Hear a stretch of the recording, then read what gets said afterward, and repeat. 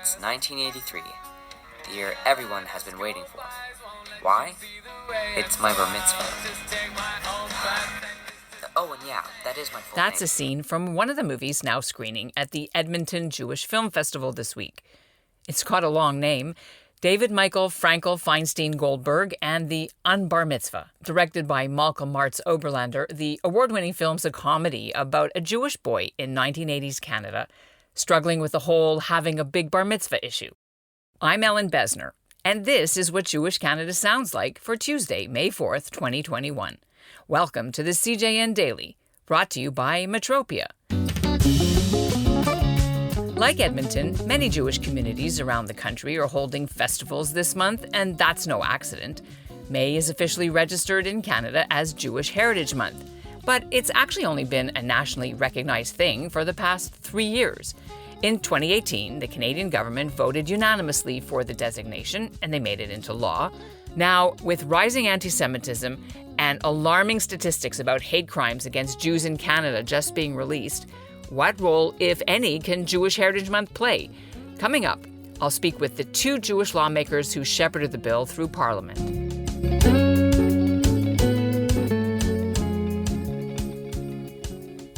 Conservative Senator Linda Frum and former Liberal MP Michael Levitt did the heavy lifting to move the bill S-232 into law. And they're both here with me now to reflect on the meaning and value of Canada's Jewish Heritage Month, 3 years in. Hello to you both. Thanks for joining me. Hi, Anne. So nice to be here. Great to be here, Ellen. Thank you. Why was it so important to have a Jewish Heritage Month actually in law? For a community like the Jewish community in Canada, with such a proud history, such a proud legacy, this was really an opportunity to be able to recognize and not just have it as something for the Jewish community, but to be able to message out to Canadians across the country all the things that this community has contributed to the, to Canada in so many different realms, whether it's arts and culture, politics, commerce, charitable pursuits, etc. Just a wonderful way to be able to share that rich experience with Canadians from coast to coast to coast. If I can jump to this, is that, as a community, we spend so much of our time working on combating anti-Semitism and working on combating problems. And the beauty of Jewish Heritage Month is that it's about Jewish pride and it's about promoting all the great things about our community. It's a happy thing. It's a very positive thing. And that's one of the things that I just love about it. We talk a lot about anti-Semitism and hate crime. So this week's Jewish Heritage Month starts, in fact, and a week where we've had several reports, as I'm sure you're aware, the federal crime statistics on hate crimes, the Toronto and York Regional Police, B'nai Bris annual audit. It seems like that's sort of the backdrop to the Heritage Month start. So what if any role can Jewish Heritage Month play in dealing with this alarming rise in anti-Semitism in Canada? Well, I think very causally, I'll say one word, and that is education. Canadian Jewish Heritage Month presents a platform, presents an opportunity, an opening to be able to get this messaging out in sort of a more coordinated way. And we've seen fantastic pickup, not just in traditional Jewish centers like Toronto and Montreal, but also in small towns. We've, seen small town synagogues and other communities across the country in BC and Northern Ontario use the opportunity to tell their stories. And listen, I think where the hate crime statistics are concerned, and I'm sure it's something we can dive into a little more deeply, but it's a huge concern. We represent only 1% of the population, but over 15% of all hate crimes in Canada target the Jewish community, and we're the most targeted religious minority in the country. This is education is the key. And if the Jewish Heritage Month is an opportunity in schools, on university campuses, wherever it is, to be able to reflect on whether it's the Holocaust or the contributions of survivors to Canada, other stories of Jewish successes and contributions to the country, that's how we're going to combat anti-Semitism. That is a really important way of doing it. And I think, again, Canadian Jewish Heritage Month gives that opening in a coordinated way to be able to reach out. Senator Frum?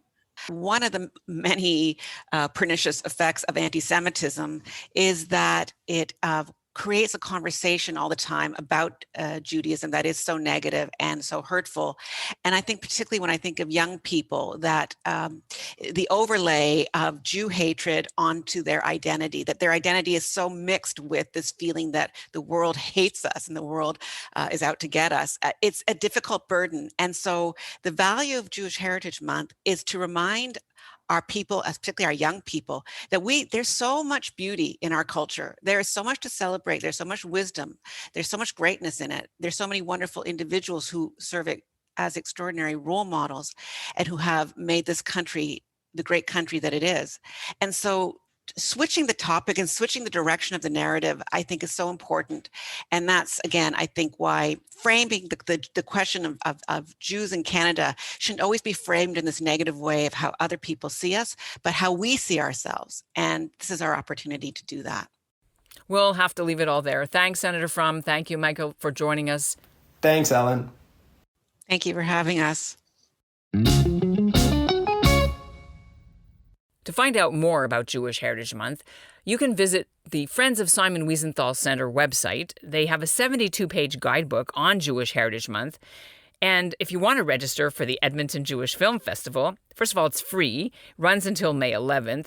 I should tell you, they've raised over $25,000 so far from their sponsors.